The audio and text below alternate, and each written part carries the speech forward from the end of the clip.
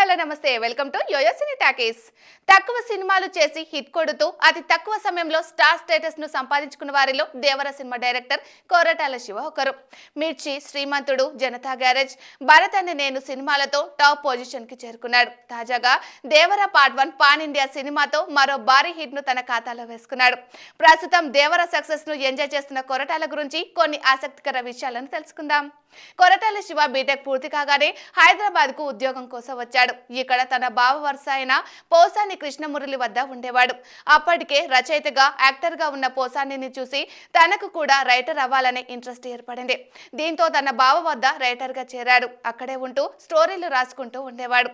అలా తాను girl friend, భద్ర, మున్నా, ఒక్కడున్నాడు, సింహ, బృందావనం, ఊసర్వెల్లి సినిమాలకు రచయితగా పనిచేశాడు.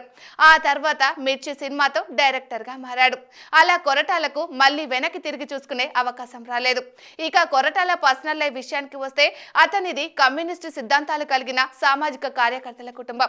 ఆ రోజుల్లోనే రైటర్ గా కొరటాల శివ 25,000 రూపాయల జీతం అందుకున్నాడు. అప్పట్లో సాఫ్ట్వేర్ ఇంజనీర్లకు కూడా 10,000 రూపాయల జీతం ఇచ్చేవారు కాదు.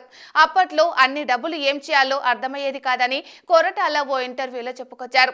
కొరటాల రైటర్ గా పనిచేస్తున్న సమయంలోనే తన భార్య అరవిందను కామన్ ఫ్రెండ్ ద్వారా కలిశాడు.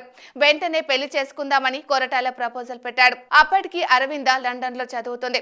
చదువు పూర్తి అవ్వగానే ఇండియాకు రాగానే వాళ్ళ ఇంట్లో చెప్పిందట. అరవింద వాళ్ళ బ్రదర్ తనను కలిశాడు. అది కూడా దోమలగూడలోని రామకృష్ణ మఠంలోనే జరిగింది. వాళ్ళకి ఫాదర్ లేడు. దీంతో నన్ను వాళ్ళ ఇంటికి పిలిచాడు. అక్కడ మా వైఫ్, తాతయ్య, అమ్మమ్మతో మాట్లాడాను. నెలలో పెళ్లి జరిగిపోయిందని తన లవ్ స్టోరీని క్యూట్ గా చెప్పుకొచ్చాడు కొరటాల శివ. అయితే కొరటాల శివ పెళ్లి చేసుకొని ఇంతకాలమైనా ఇప్పటికీ పిల్లలు మాత్రం లేరు. ఈ విషయం గురించి కొరటాల పలు ఇంటర్వ్యూలో కూడా చెప్పాడు. కొరటాల భార్య పిల్లలు లేరని బాధపడకుండా సమాజంలో ఉన్న పిల్లలందరూ తమ పిల్లలని భావనతో వారు తన లైఫ్ ని ఎంతో సాఫీగా కొనసాగిస్తున్నారు. ఇక ఈమె అంతేకాకుండా రామకృష్ణ పరమహంస భక్తురాలు. ఖాళీ సమయం వచ్చినప్పుడల్లా హైదరాబాద్ లోని రామకృష్ణ మఠంకు వెళ్లి అక్కడున్న వారికి ఎంతో సేవ చేస్తుందట. కొరటాల శివ, మహేష్ బాబు కాంబోలో వచ్చిన శ్రీమంతుడు సినిమా కథకు మూల కారణం కొరటాల భార్యనట. తాను ఎంతో సంపాదించుకున్న అవసరానికి మించి ఉండకూడదనే భావనతో ఉంటుందట. మనం జీవించడానికి అవసరమైన డబ్బు ఉంచుకొని మిగిలినంతా సమాజంలో ఏమైనా మంచి పనులకు ఖర్చు పెడుతుందట. ఎందరో అనాథ పిల్లలను చదివిస్తూ తన ఉదారతను చాటుకుంటున్న గొప్ప మనసున్న మనిషి అరవింద అని చెప్పాలి. Hi, hello.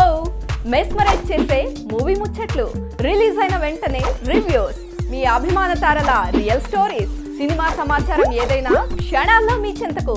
మరింకెందుకు ఆలస్యం, యోయో సినీ టాకీస్ ని సబ్స్క్రైబ్ చేసుకోండి. హలో హలో నోటిఫికేషన్ కోసం గంట కొట్టడం అస్సలు మర్చిపోకండి.